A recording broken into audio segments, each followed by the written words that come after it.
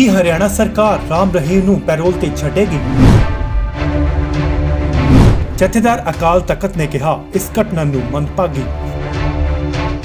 ਜਿੱਥੇ ਪੂਰੇ ਦੇਸ਼ 'ਚ ਕਰੋਨਾ ਵਾਇਰਸ ਦੇ ਚੱਲਦਿਆਂ ਜੇਲ੍ਹਾਂ ਵਿੱਚੋਂ ਕੈਦੀਆਂ ਨੂੰ ਪੈਰੋਲ ਤੇ ਛੱਡਿਆ ਜਾ ਰਿਹਾ ਹੈ, ਉੱਥੇ ਹੀ ਹਰਿਆਣਾ ਸਰਕਾਰ ਵੱਲੋਂ ਬਲਾਤਕਾਰ ਅਤੇ ਕਤਲ ਦੇ ਕੇਸ ਵਿੱਚ ਫੜੇ ਗਏ ਰਾਮ ਰਹੀਮ ਦੀ ਪੈਰੋਲ ਤੇ ਰਿਹਾਈ ਕੀਤੀ ਜਾ ਰਹੀ ਹੈ।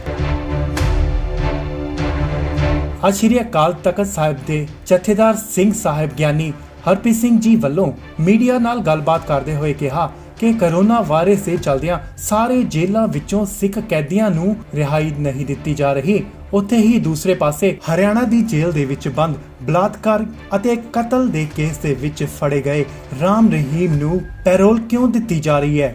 ਉੱਥੇ ਹੀ ਉਹਨਾਂ ਨੂੰ ਸੂਚਨਾ ਮਿਲੀ ਕਿ ਹਰਿਆਣਾ ਸਰਕਾਰ ਵੱਲੋਂ ਰਾਮ ਰਹੀਮ ਦੀ ਪੈਰੋਲ ਤੇ ਵਿਚਾਰ ਕੀਤਾ ਜਾ ਰਿਹਾ ਹੈ ਅਤੇ ਉਸ ਨੂੰ ਛੱਡਿਆ ਜਾ ਸਕਦਾ ਹੈ।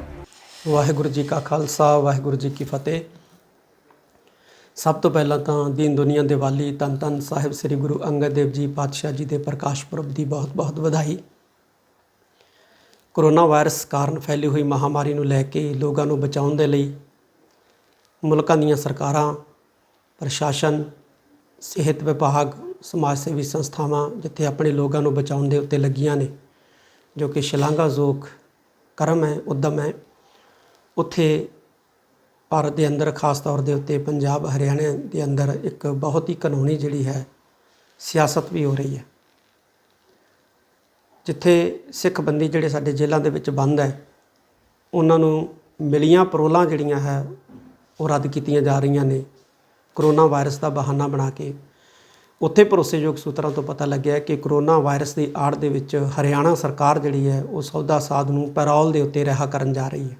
ਇਹ ਬਹੁਤ ਮੰਦਭਾਗੀ ਗੱਲ ਹੈ। ਜੇ ਹਰਿਆਣਾ ਸਰਕਾਰ ਸੌਦੇ ਸਾਧ ਨੂੰ ਰਿਹਾ ਕਰਦੀ ਹੈ ਪੈਰੋਲ ਦੇ ਉੱਤੇ ਤੇ ਉਹ ਬਾਹਰ ਆਉਂਦਾ ਹੈ ਤੇ ਪੰਜਾਬ ਤੇ ਹਰਿਆਣੇ ਦੇ ਵਿੱਚ ਜਿਹੜੇ ਪਿਛਲੇ 3-4 ਸਾਲਾਂ ਤੋਂ ਸ਼ਾਂਤੀ ਦਾ ਇੱਕ ਮਾਹੌਲ ਬਣਿਆ ਹੋਇਆ ਹੈ, ਉਹਨੂੰ ਅੱਗ ਲਾਉਣ ਦਾ ਇੱਕ ਬਹੁਤ ਵੱਡਾ ਯਤਨ ਹੋਏਗਾ ਤੇ ਇਹ ਇੱਕ ਸਿੱਖਾਂ ਨੂੰ ਉਕਸਾਉਣ ਵਾਲੀ ਗੱਲ ਵੀ ਜਿਹੜੀ ਹੈ ਉਹ ਹੋਏਗੀ, ਸਿੱਖਾਂ ਨੂੰ ਭੜਕਾਉਣ ਵਾਲੀ ਗੱਲ ਵੀ ਜਿਹੜੀ ਹੈ ਉਹ ਹੋਏਗੀ। ਇਸ ਕਰਕੇ ਹਰਿਆਣਾ ਸਰਕਾਰ ਨੂੰ ਇਸ ਕਿਸਮ ਦਾ ਕਦਮ ਚੁੱਕਣ ਤੋਂ ਗੁਰੇਜ਼ ਕਰਨਾ ਚਾਹੀਦਾ ਹੈ, ਜਿਹਦੇ ਨਾਲ ਪੰਜਾਬ ਤੇ ਹਰਿਆਣੇ ਦੇ ਅੰਦਰ ਜਿਹੜਾ ਸਦਭਾਵਨਾ ਦਾ ਮਾਹੌਲ ਬਣਿਆ ਹੈ, ਭਾਈਚਾਰੇ ਦਾ ਮਾਹੌਲ ਬਣਿਆ, ਸ਼ਾਂਤੀ ਦਾ ਮਾਹੌਲ ਬਣਿਆ, ਉਹ ਮਾਹੌਲ ਜਿਹੜਾ ਹੈ ਉਹ ਖਰਾਬ ਨਾ ਹੋਵੇ।